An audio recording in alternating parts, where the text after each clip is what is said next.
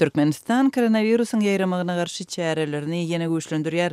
Hususan da köçelerde we köpçülük ýerlerinde dezinfeksiýa çäreleri geçirilýär we ilatdan ýene de maska dakynmak talap edilýär. Şol bir wagtda ýurt häkimetleri COVID-19 keseliniň bardygyny henide mykrar etmeýärler.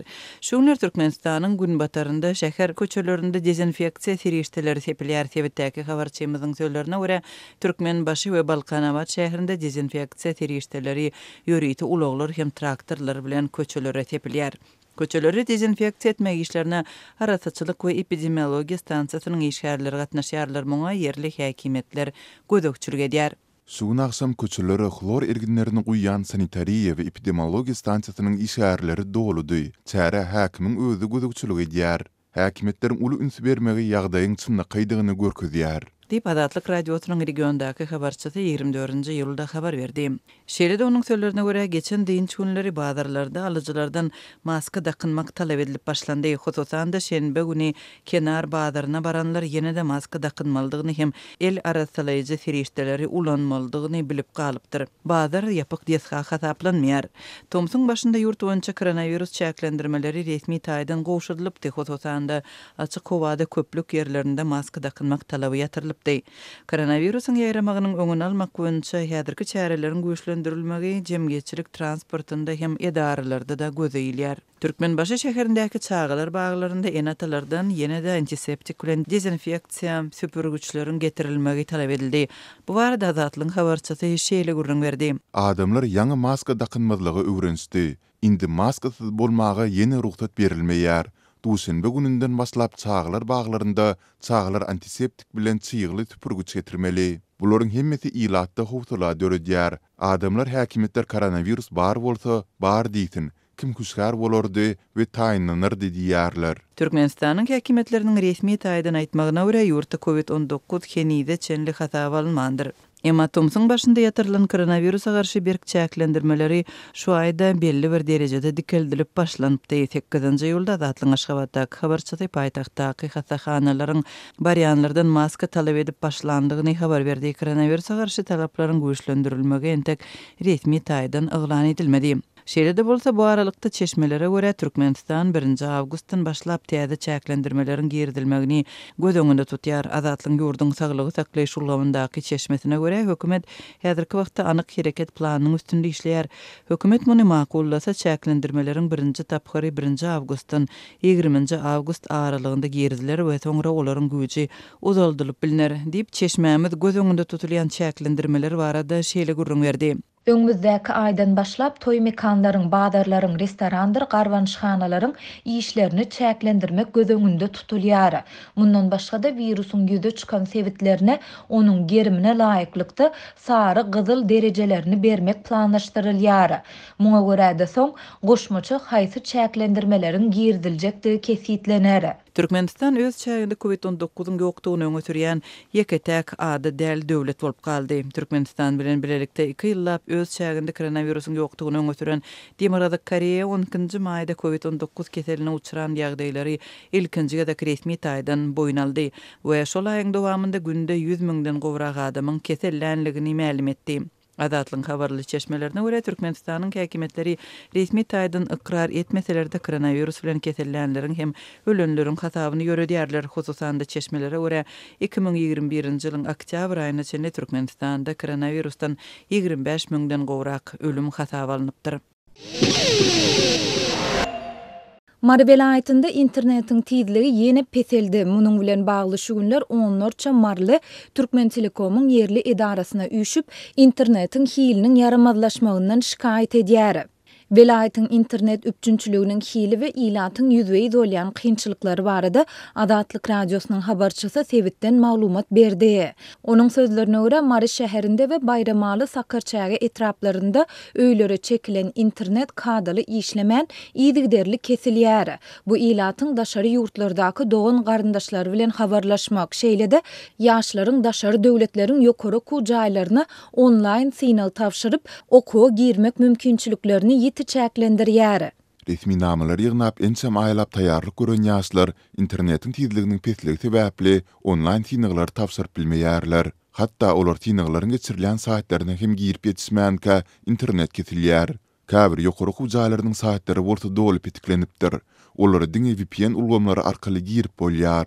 Deyip yerli yaşayıcı anonimlik şertinde 22. iyulda gurrun berdi. Şu günler internetin tizliginin pestigi sebäpli her gün onlarça adam Türkmen Telekom'un yerli idarasına üýşýär. Olar idaranyň işgärlerinden öýlerini çekilen internetin bejerilmegini we tizliginin ýokarlandyrylmagyny soraýarlar.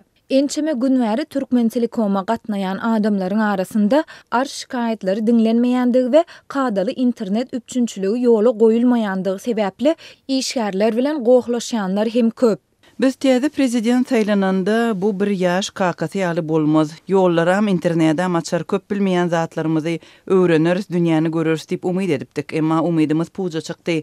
Üýtgen zat bolmady. Indi biz aýra düşen hossarlarymyz bilen de habarlaşmaly dälmi? Bize interneti gaýtaryp beriň. Bize hossarlarymyzy gaýtaryp beriň. Deyip habarçı bir ýaşaýjynyň sözlerini titirledi. Ýöne habarçymyz bilen anonimlik şertinde söhbetdeş olan Türkmen Telekom'un bir näçe işgäri özlerinde olara jogabyň ýokdugyny, internetin ýokardan kesilýändigini aýtdy. Gaty kän arda üýşdi, şikaýet bilen gelýän adamlar hem gaty köp. Ýolbaşçylar bu adamlary soňky günlerde howanyň ysy bolmagyndan peýdalanyp dargatmaga çalışýarlar. Polisiýa işgärleri adamlar öýlerine gaýtsyn diýip olary Türkmen Telekom'un binasynyň daşyna çykarýarlar. Adamlar ıssa çydaman mejbur öýlerine gaýtmaly bolýarlar diýip edaranyň işgäri aýtdy. Adatlyň baýdalanlar barada Türkmen Telekom'un yerli edarasyndan kommentari almak synançyklary başa barmady. Türkmen Telekom Türkmenistanyň ýeketäk internet prowaideri bolup durýar. Türkmenistan dünýäde iň haýal we iň gymmat internetli ýurtlaryň biri bolmagynda galýar. Ýurdun hökümeti interneti berk gödökçülükde saklap, ilat üçin garaşsyz maglumatlaryň elýeterliginiň öňüne alýar we VPN hyzmatlary ulanýanlary we gurnap berýänleri izarlaýar. Ýurtda YouTube, Instagram, TikTok, Twitter ýaly sosial ulgamlar garaşsyz habar serişdeleriň we Azat Ýewropa Azatlyk radiosynyň web saytlary Türkmenistanda ençeme ýyl bäri petikli bolmagynda galýar. Baralykda Türkmen häkimetleri marda ilatyň internet üçünçüligini çäklendirýän mahaly prezident Serdar Berdimuhammedow maglumat giňişligini goramaga, döwlet habar serişdeleriniň işini sazlaşdyrmaga we düzgünleşdirmäge çağırdy. Prezident bu baradaky çağırşyny Merkez Aziýanyň döwlet baştutanlarynyň Gyrgyzstanda geçirilen sammitinde etdi. Ýöne söz azatlygyny, erkin maglumat almak hukugyny, interneti berk çäklendirmekde, adam hukuklaryny berk depelemekde tanqidlanýan we ýurtda tanqidi hemde özüge pikirlileri basyp ýatyrmakda tanalýan Türkmen häkimetleriniň bu çağırş bilen bagly anyk nähili çäreleri görmegi gödöňünde tutýandygy häzirlikçe nämälim bolup galýar. Türkmenistandan Saud Arabistanına hac ziyaretine giden Türkmen raýatlary 22. iýulda ýurda dolandylar we desine karantin zonasyna yerleşdirildiler. Bu barada Azatlyk radiosynyň ygtybarly çeşmeleri habar berýärler. Hac ziyaretçilerini getiren uçor günüň ikinji ýarymynda öýlen wagty Liwap vilayatynyň dolandyryş merkezi Türkmenabad şäheriniň aeroportuna gondy. Aeroportdaky ygtybarly çeşmemiziň maglumatyna görä 275 sany hac ziyaretçisi uçordan düşen badyna goş golamlary berilenden soň Türkmenabadyň baş karantin zonasyna yerleşdirildi. Olar bu ýerde 7 gün karantinde saklanýarlar diýip çeşmemiz aýtdy. Türkmenistanda koronawirusyň ýokdugyny erjellik bilen inkar edýän Türkmen häkimetleri pandemiýa sebäpli girdilen karantin çäklendirmelerini belli bir derejede gowşadan bolsa-da daşary ýurtlardan gelen ýolagçylary 7 gün möhlet bilen karantinde saklamak düzgünlerini öz güýjünde saklaýarlar. Şol Türkmenistandan 275 adam 2-22 iýul aralygynda Saud Arabistanyna hac ziyaretinde boldy. Türkmenistanyň prezidentiniň 23 iýunda gol çeken permanyna görä, Ýurdun Ministrler Kabinetiniň ýanyndaky Ulag we Kommunikasiýalar Agentliginiň Türkmen Howa ýollary agentligine ziyaretçilary Saud Arabistany padşahlygyna eltmek we ýzyna getirmek üçin agentligiň öz serişdeleriniň hasabyna ýürüýte gatnawy guramak tapşyryldy.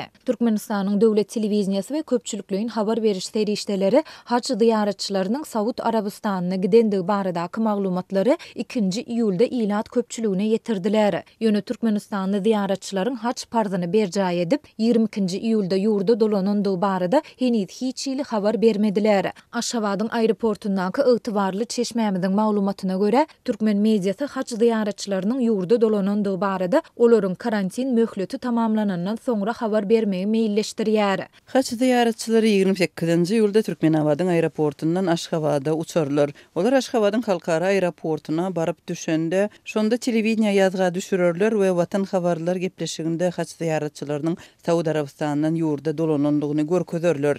Diýip çeşmämiz bellidi. Adatlyk baýdalanlar barada Türkmenabadyň we Aşgabatyň aeroportlaryndan hemde Türkmen Howa ýollary agentliginden goşmaça maglumat ýa kommentari alyp bilmedi. Türkmenistanly haç ziyaretçileri 2 ýyl ara kesmeden soň has takygy 2019-njy ýyldan bäri ilkinji gezek Saudi Arabistanynda bolup haç parzyny berjay etdiler. Saudi Arabistany soňky 2 ýyl bäri dowam edýän pandemiýa zerarly daşary ýurtlardan ziyaretçi kabul etmegi wagtlaryny togtadypdy. Geçen ýyl paçalyk haç ziyaretini diňe sanjym edilen yerli ilata el ýeterli edipdi. Dünýäwi döwlet bolan Türkmenistan garaşsyzlygyny alany bäri ýylda diňe çäkli ziyaretçini takminan 150-280 adamy döwlet ýardamy bilen haç parlaryny berjay etmäge iýerip gelýär. Ýöne Saudi Arabistanynyň Türkmenistanda ziyaretçilerin sany boýunça kesgitlen kwotasynyň birnäçe müň adamdan ibaratdygy habar berilýär. Hökümetçi Türkmen portal neşri aprel aýynda Saudi Arabistanynyň